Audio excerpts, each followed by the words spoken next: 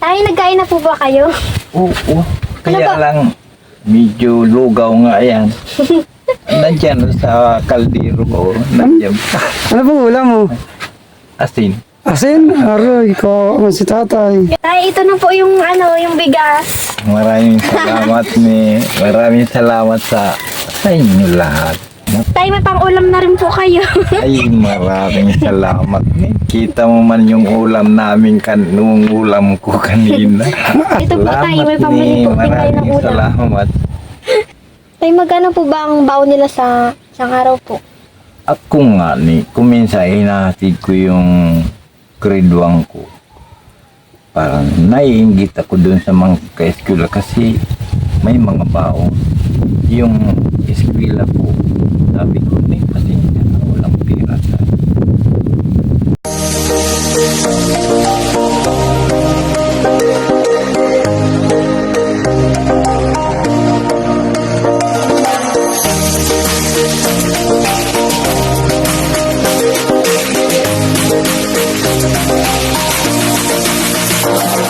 Magandang araw guys, nandito po tayo ngayon sa bundok para balikan si Tatay Santiago.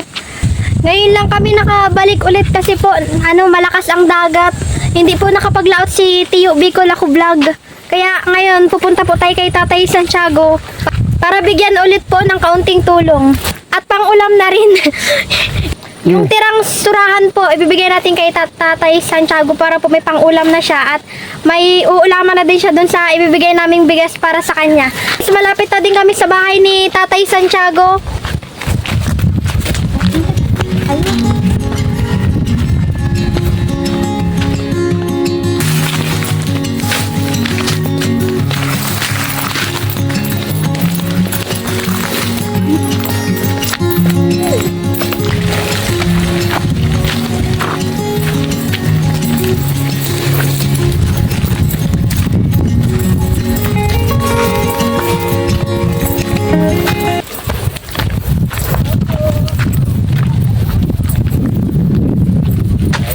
Magandang araw po, Tay. gandang araw din. Kumusta na po kayo? Ay, mandilat. Tay, pagpasensyahan nyo na po ngayon na kami nakarating kasi po malakas po kasi ang dagat kaya hindi po nakapagdaan si Tay, nasa na po yung asawa niyo? Nagpunta sa sa hibasan, Ay, nagkuha uli ng mga suso, mga shell, para may pambigas uli. para may pambi. Araw-araw niya yung ginagawa. Hindi naman. Siguro mamayang mga alas 4, nandito na. Pag tayo, wala naman na magana. Tay, kasama po ba ni yung asawa niyo po yung mga anak niyo po para lang siya?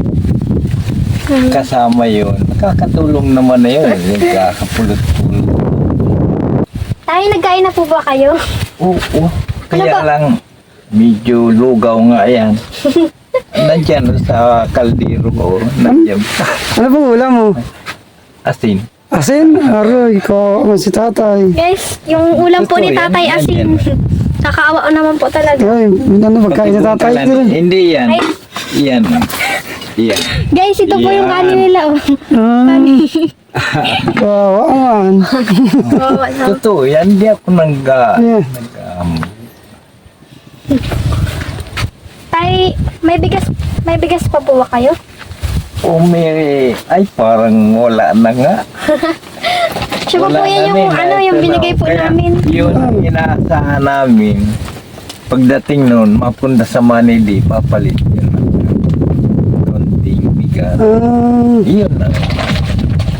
Sa paghanap po ng ng shell ni nanay, nakakailang kita man po siya sa isang araw. Di man pare-parehas, may minsan nakakakuha, medyo kaunti. May minsan medyo marami-rami. Hindi naman napipira, pinapalit lang naman ng bigas. Bibigyan ka po namin ng bigas. Ay, salamat. Maraming salamat.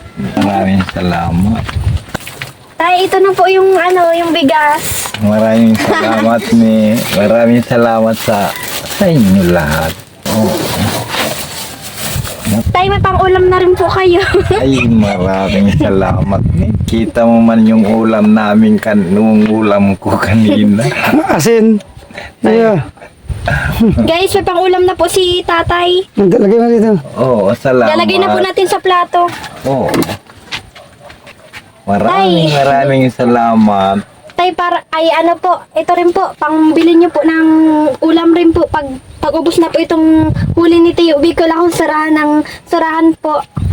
Ito po, tay, may pambili po. Pinay ng Maraming ulam. salamat. Tay, gaano po ba kahirap na maging padre di pamilya sa kalagayan nyo po? Matanda na po kayo. Lalo't na po may sakit po kayo, may karamdaman po kayo. Gaano po kahirap na? Sa totoo lang, mahirap talaga na hindi naman sabihin na gaano kahirap dahil may kasama, may katulong. Pero kung solo-solo, yun ang napakahirap. Kita mo, ngayon, pagdating nun, may yung tutukin na may papalit namin ng bigas, Bigas. kaunting bigas yun. Grabe po talaga ang pagmamahal ni nanay kay tatay. Dahil siya po yung kumakayod para po may pambili po sila ng pagkain, para po may makain sila sa pang-araw-araw.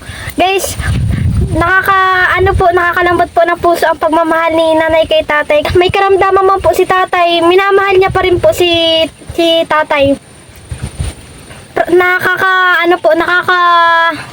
Saya po yun dahil yung iba po kasi dyan, kapag may karamdaman na po yung iba, iniiwan na po. Si nanay po, kahit ano pong pagsubok ang dumating man po sa kanila, pa rin po siya. Minamahal niya pa rin po si tatay.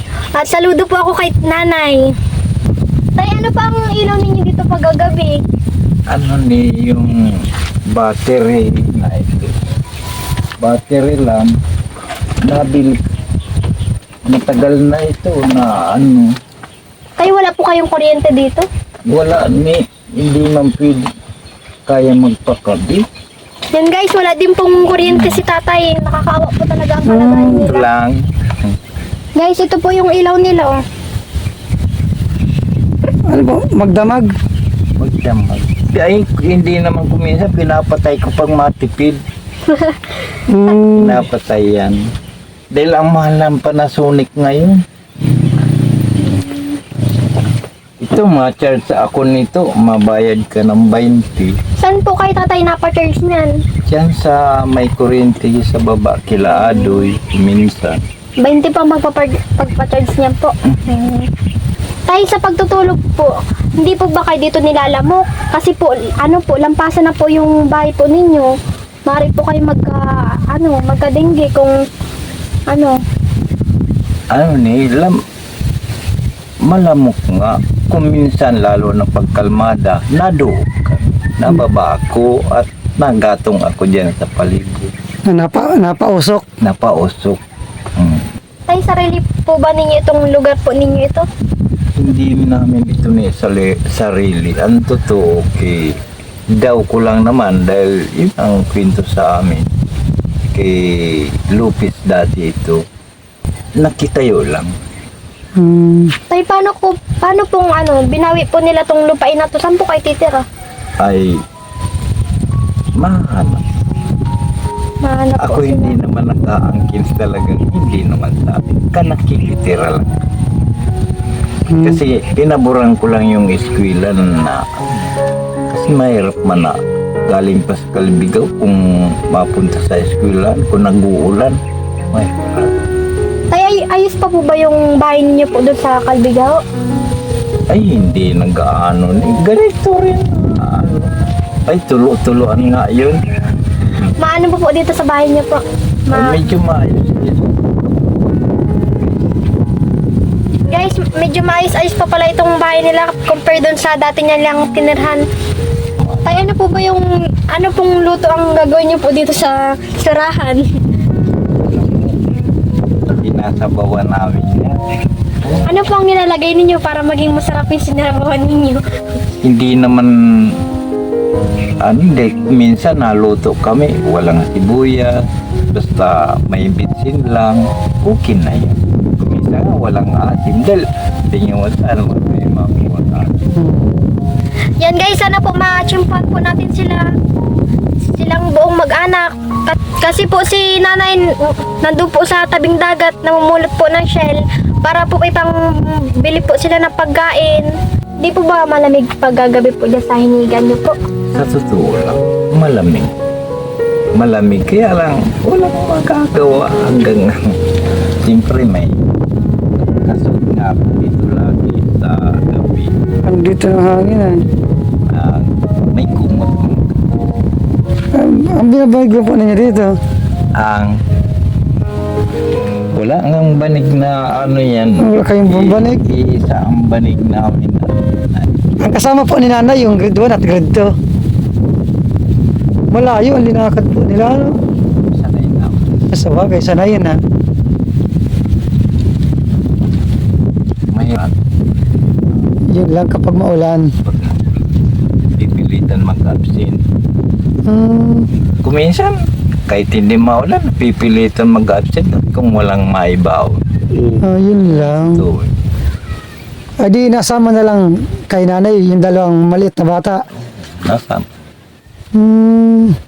Ay, magkano po ba ang baon nila sa araw po? ako nga ni, kuminsan hinahatid ko yung grade 1 ko. Parang naiinggit ako dun sa mga ka-eskwela kasi may mga baong. Yung eskwela ko, sabi ko may pasensya na walang pera sa ano lang, makapasok lang, matuto lang. Ay, huwag ka na ako mag-interest ng baong. Pag may pera tayo, bibigyan na kabaong. Tatay, sa po kayo na tabo ng inuman. Diyan eh, sa Bukor. Diyan. Malayo po ba yun? Hindi malayo. Naigib pa po kayo? Ay, siyempre kung nakakaawa mang kiinis, pagod-pagod tapos siya pa maigib. Paano po yan tayo? May sakit nga po kayo pa? Medyo pay-pay nga lang ng mabit-bit ng ano, hindi naman marami ang mga 2 galon lang. Tay, saan po kayo nakakuha ng pangailangan po ng mga anak niyo po sa school po? Ay kuminsan ay nagbibigay ng school supply. Paminsan yung kinalaman niya. Nakalimutan ko yung ano, yung nagbibigay sa eskwela ng minsan may pag World Vision eh. Salamat. World Vision. World Vision. Mga anak niyo po? Kasali. Saan po sila kumukuha ng pambili po ng damit? Ganyan. Ay, kuminsan kung may pera kaming kaunti, medyo sa bayan. Pero karamihan, yung sa ukay-ukay baga. Yung minsan sa Manili, madami ang bigay ng nadala dyan ng ano, may mga ukay-ukay. Napunta si Mrs. Napipilian man. Libre po yun. Libre. Kuminsan, si Governor, ganyan. Kung wala po pala yung World Vision, kung di nakasali ang anak ninyo, ay wala rin talaga. Ay, totoo yan. So, kaya sabi ko nga, ang papel, wag din yung pagparalaruan, malaking bagay. Kung walang mabili tayo naman yan.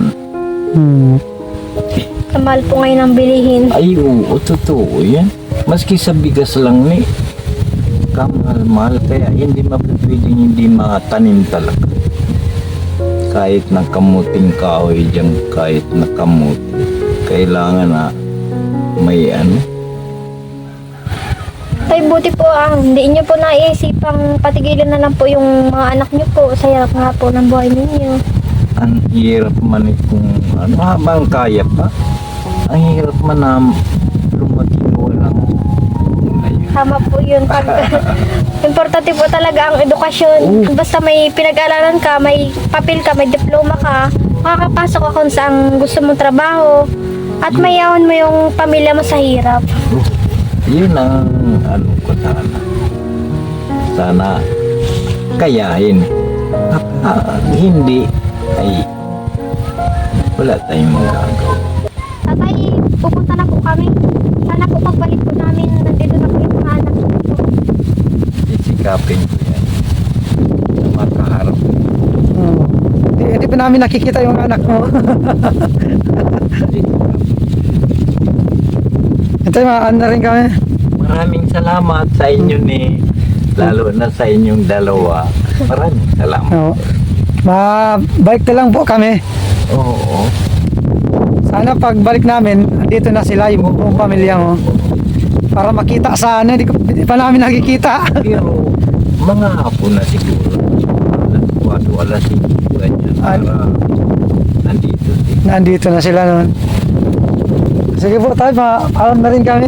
Ay, salamat. Oo. Ay, salamat.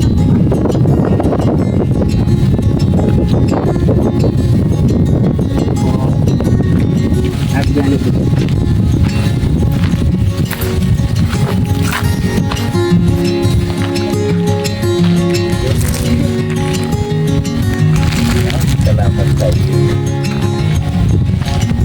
Shout out kay Nestor De La Rosa from Saudi Arabia. Shout out din po kay Rans TV Vlogs. Shout out po sa'yo. Shout out po kay Mark Anthony Borja. Shout out po sa'yo. Shout out po kay Zinaida de Borja. At shout out din po kay Joel Suni from Baguio. Janela Salazar, shout out po. Noli Corazon from Leyte. Shout out din po kay Francisco Roger from Milan, Italy. Shout out po sa inyo lahat. Salamat po sa pagsuporta nyo sa aking vlog. God bless po.